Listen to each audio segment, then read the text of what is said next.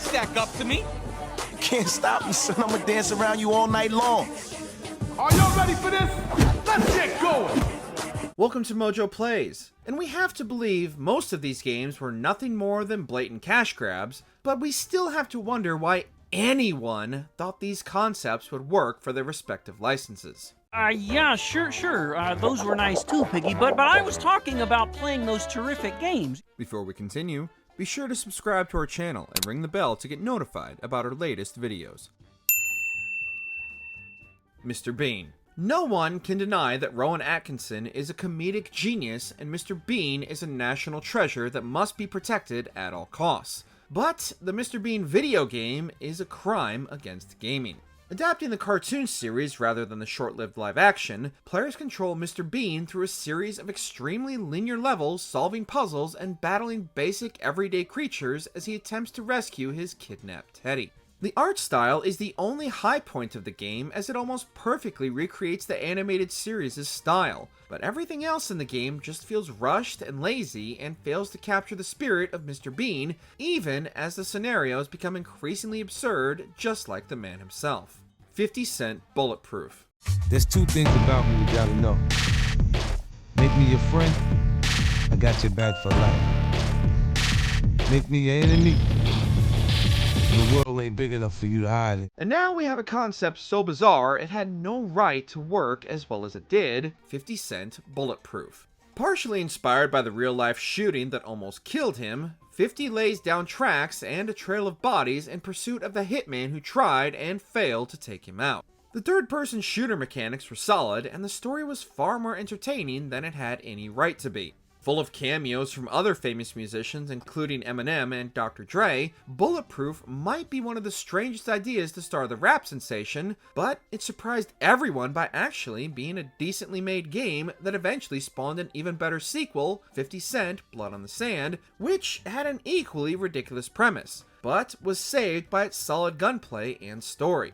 Maybe we crazy, but we actually love this game. How you feeling? I've been shot. What do you think? I think I got a pretty good idea how that feels. Neopets, the Darkest Fairy. Tar! Mom is going to kill you! Uh-oh. Gotta go. Homework to do. Just great. Remember Neopets? These browser-based Tamagotchis were all the rage in the early 2000s, so naturally, a more interactive video game adaptation wasn't far behind. What makes this adaptation truly strange is the direction they took with the license. Instead of simply adapting the typical Neopets experience for consoles, The Darkest Fairy has surprisingly deep lore and game mechanics that rivaled other action RPGs of the time. Taking elements from many other action-adventure RPG titles, in particular The Legend of Zelda, players are given a wonderfully crafted world to explore, and by equipping different special moves, can customize their combat abilities to their preferred playstyle. Players can also bring along the titular Neopets on specific missions who will grant them additional abilities. The game itself might have never reached anything beyond mediocre, but you have to give them credit for their ambition. I'm pleased to see such kind souls have returned to the city. Here, take this, a token of my goodwill. Big Ideas, VeggieTales, Larry Boy, and the Bad Apple. May your tempting end here, Bad Apple. You again? I can see you're going to be a thorn in my side. Seems like at one point or another, every children's cartoon has one superhero episode that proves to be so popular, they'll keep cashing in on that concept at every chance they can get. Such is the case with VeggieTales, Larry Boy, and the Bad Apple, in which Larry the Cucumber becomes the superhero Larry Boy and hops his way around Bumbleberg solving numerous puzzles while trying to defeat the titular Bad Apple. The game itself is pretty standard platforming fare, besides the gameplay being significantly slowed down by the fact that Larry Boy must hop everywhere. Fans of the show might enjoy the numerous cameos from the other Veggies, as well as the series' trademark humor, but even the most die-hard fan is likely to get bored trying to control the extremely slow Larry Boy to his next objective. Is that so? From my point of view, things don't look so good for you all. Jaws Unleashed. This year promises to be better than ever. Seal Island continues to be a great attraction, especially with a recent increase in its population. Jaws is one of the greatest movies ever made and is almost single-handedly responsible for this summer blockbuster, so naturally it got a video game adaptation decades after the film's release. Now, in most games, swimming is the worst part of the experience, and Jaws Unleashed continues that proud tradition. As players battle the game's unwieldy camera, they'll not only get to munch on tasty beachgoers, but also battle other marine life with a myriad of different upgradable attacks. In addition to dealing with the unexpected sea life and swimmers, this shark is a clever one, and must take on a megacorporation building countless structures such as oil derricks and any boats unlucky enough to travel in your beautiful waters. No matter what, it's still better than Jaws the Revenge.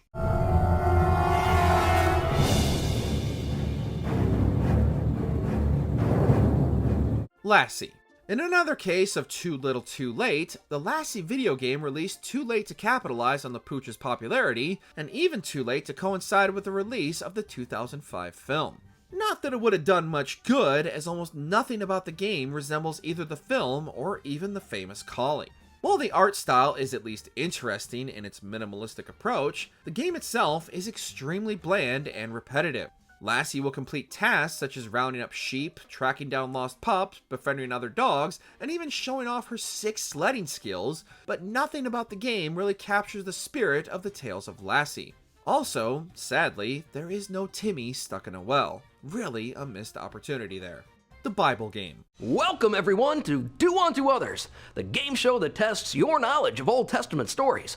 Yes, this is technically not a licensed game, and we may be stretching our criteria here, but this game is based on the best-selling book of all time, so it fits. Now, beyond the odd premise of adapting the Bible into a game, who thought the game show approach was really the best way to go?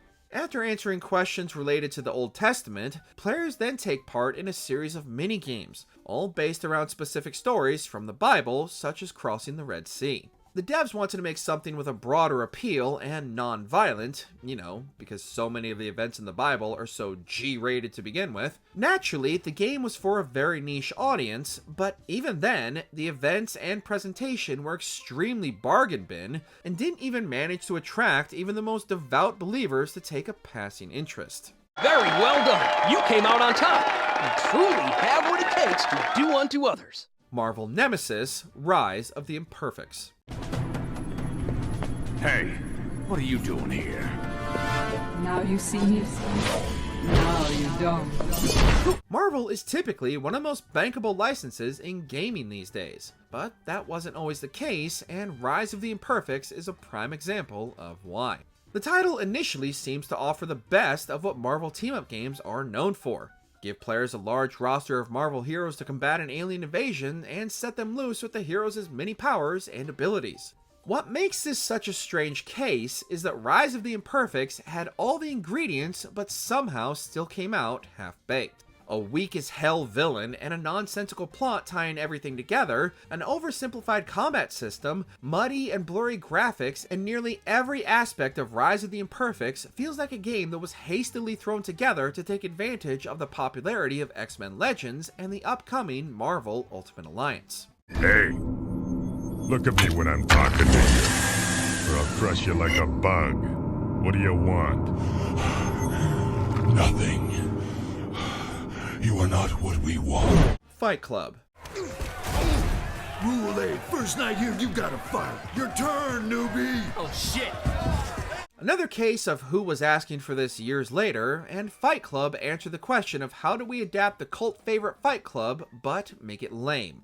By doing the absolute bare minimum, Fight Club managed to completely misunderstand the subtext of the novel and film it's based on, and focused only on the underground brawls to the most middle-of-the-road results. Its only impressive feature was the damage system, which realistically displayed characters' injuries and would even show x-rays of the bones broken during the match. With static cutscenes and even more bizarrely Fred Durst as an unlockable character, everything about the game felt strange and failed to recapture the brutal tone of the source material. Remember rule number 1, we never talk about Fight Club, the game. I've been watching you. Listen, don't pay any attention to that guy. I need some help. The Muppets Party Cruise. If this is first class, I'd hate to see the last one. This is incredible! The brochure doesn't do it justice. Gonzo is right. We shouldn't let this spoil our vacation. Let's party, guys! Yeah! The Muppets already have something of a checkered history with video games, and the audience that loves Jim Henson's creations already are typically the kind to play video games to experience their favorite puppets. So why did anyone think a Mario Party clone was exactly what the creatures needed to break into gaming? Combining a mixture of pachinko, minigames, and oddly enough, gambling into probably one of the worst party games ever created. The characters move ploddingly slow across the board, and the minigames themselves vary between awful to just plain boring, and every variation in between. The Muppets themselves are as entertaining as ever. They just deserve better than the greatest hits of the nursing home games. Then again, this is the same dev that gave us the abomination Shrek Super Party, so it was probably in their best interest to stay in their wheelhouse. Pepe, how could this happen? You know, I am not sure I appreciate your tone, Carmine. Playboy The Mansion. Playboy The Mansion takes all the mechanics of The Sims and makes it a bit naughtier, focusing primarily on the woohoo. Players become the famed Hugh Hefner, building their mansion from the ground up and maintaining the magazine by scheduling photo shoots, as well as designing the latest issue cover to cover. As Hugh, players are also expected to build relationships with other characters and NPCs in the mansion, but do so by discovering their interests through numerous Playboy-style events such as parties and various other minigames. Playboy The Mansion divided and disappointed both fans and critics, as some were expecting to experience the sexy lifestyle of Hugh Hefner, and those looking for a Sim-style experience were also let down by the game's shallow mechanics. The Sopranos Road to Respect. Uncle Tony? The release of Grand Theft Auto 3 revolutionized gaming not only on the PS2, but industry-wide. Suddenly, every developer was attempting to find a way to make their game an open-world experience, even if the property clearly wasn't designed for it. The Sopranos' Road to Respect looked to ride the line between a linear, story-driven experience and an open world to explore within the wildly popular Sopranos universe, and failed at both. As players attempted to rise through the ranks, they're met with minimal game mechanics, a glitchy and buggy unopen world, and frequently battle falling through the environment more than any other rival family. At least the show's cast made sure to give it their all. Press X to get made at your own risk. Don't go getting a swelled head after all this. You still work for me, bright boy. You mean I still gotta keep cleaning up your messes? Dancing with the Stars. As one of the longest running and most popular dancing competitions on TV, it was only a matter of time before the series got the video game treatment. And within the context of the show, applying the also wildly popular Dance Dance Revolution mechanics to the title seemed like a no-brainer. However, outside of the basic dance steps that can be completed using the included dance pad or the PS2 controller, the devs forgot to build any other meaningful content into the game, and included a lackluster track list compared to the well-established DDR games on the market. Dancing with the Stars could have made a great tie-in with the far more popular DDR, but as a standalone game, it couldn't nail the steps and was unfortunately eliminated. Pimp My Ride. What's going down? Marcia, I'm here to pimp your ride, homegirl. Yeah! I knew it! Oh my god, I was gonna get pimped! What?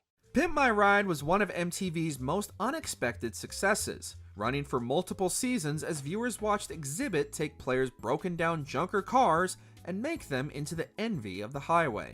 An adaptation could have easily focused on the customization aspect of the show, allowing players to detail their dream ride from top to bottom. However, the developers seemed to focus on this aspect last, along with much of the rest of the game's production values. Instead of immediately jumping into the garage, they first must drive the jalopy around Pimp City. No, I'm not kidding. And earn enough money for the vehicle's upgrades by crashing into other drivers and knocking the change out of their cup holders. Even the customization aspects are diluted into simple press-the-button minigames, leaving much of the customization out of the player's hands. Your Z1 was a 0 when we picked it up, but we turned all that around. Now take a look at your brand new whip. Whoa! That That is awesome! Oh, yes! American Idol. The judges will hear each of you perform in turn before they reveal who is eliminated and who is through. That's just about everything. Good luck, and we'll see you later. American Idol took the world by storm upon its release, giving normal people the chance to live out their dreams on stage and sing for all the world to see. For those of us less musically inclined, American Idol released a home version of the game on PS2, but forgot what the show was actually about. Instead of players actually singing the on-screen lyrics, after making their own custom idol wannabe, the player's finger coordination gets more of a workout than their vocal cords. Because why would a singing competition really need to be about singing, right? Using the PS2 gamepad, players perform DDR-style rhythm button prompts and are critiqued by the judges for their mediocre renditions of popular songs.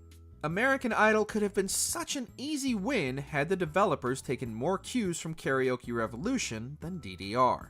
Well, my fingers are crossed for you. We all enjoyed that, so let's see if they vote you through. I think they will.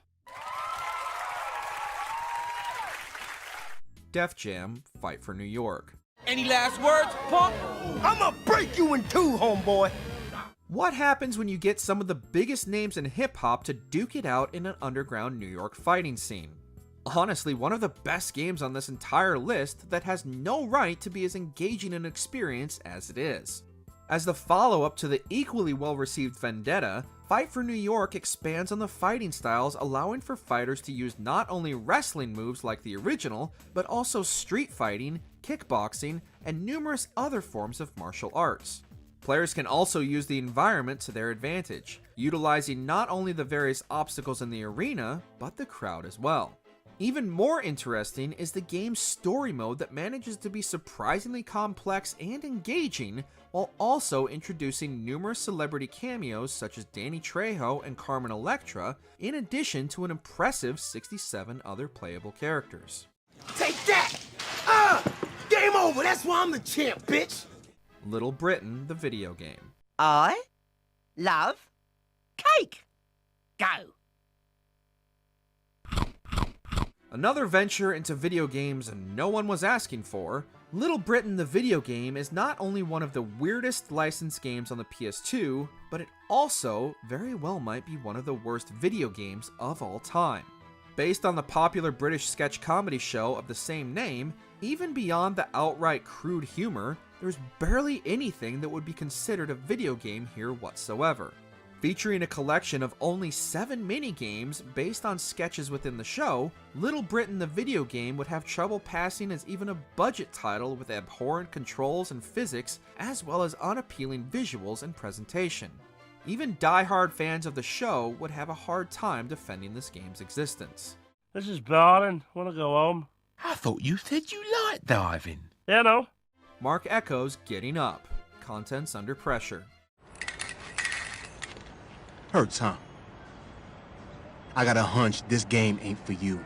Although carrying the creator's name, Mark Echo's Getting Up, Contents Under Pressure is not in fact about making rhino-themed clothing. In Contents Under Pressure, gamers step into the dystopian city of New Radius and must fight and tag their way through the numerous boroughs to start an uprising against the faceless tyrannical regime in power. Using their spray paint cans, players leave their mark across the city in a variety of colorful styles, and occasionally come to blows with rivals as well as the military patrolling the streets. Even with the ludicrous premise, the game plays things completely straight, rarely cracking a joke as the title escalates the levels player character Train must go to in order to leave his mark. Unfortunately, despite being well received, the game never earned a sequel in which to build off the markings of a great title. I gave Karen Light the appetizer. It was time to give the city its main course. WWE Crush Hour. Mr. McMahon is now revving up for his most anticipated, and some say dangerous debut to date. A no-holds-barred battle where the superstars trade in their muscle for muscle cars. Strange kart racers based on popular properties are nothing new. Just look at Star Wars Super Bombad Racing. But something so childish would never fit the bone-crushing action of the WWE, so instead, they took inspiration from the Twisted Metal series. The developers of Pacific Coast did a surprisingly admirable job adapting the normal wrestling nature of the show to a destruction derby style of gameplay, with many of the arenas being based off matches directly from the series, as well as each wrestler's car feeling appropriate to their character. With 20 playable characters after everyone has been unlocked, as well as special moves for each, what could have been a cheap gimmick might not have all the complexity or gameplay depth of the series it took inspiration from, but also could have ended up as nothing more than a very weird cash grab. The landscape of television has changed again, thanks to the outcome of Crush Hour. Akira Psycho Ball.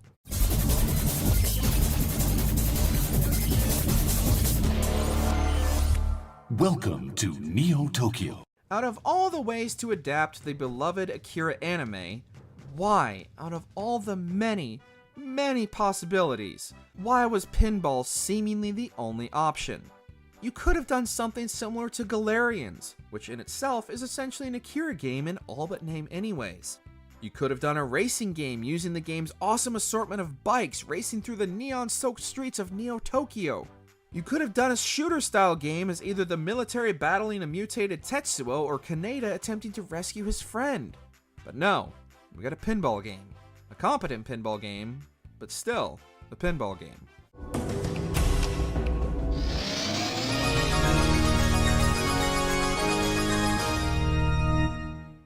Did you enjoy this video? Check out these other clips for MojoPlays, and be sure to subscribe and ring the bell to be notified about our latest videos.